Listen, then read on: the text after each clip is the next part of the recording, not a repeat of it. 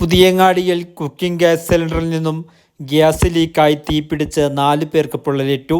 2 പേരുടെ നില ഗുരുതരമാണ്. ഇവരെ പരിയാരം ഗവൺമെൻറ് മെഡിക്കൽ കോളേജിൽ പ്രവേശിപ്പിച്ചു. വെള്ളിയാഴ്ച രാവിലെ 6 മണിയോടുകൂടിയായിരുന്നു സംഭവം. പുതിയങ്ങാടി കടപ്പുറത്ത് വാടക ക്വാർട്ടേഴ്സിൽ താമസിക്കുന്ന ഒഡീഷ സ്വദേശികളായ ശിവ ബെഹ്റ, നിഗം ബെഹ്റ, സുഭാഷ് ബെഹ്റ, ജിതേന്ദ്ര ബെഹ്റ എന്നിവർക്കാണ് തീപിടുത്തത്തിൽ പൊള്ളലേറ്റത്.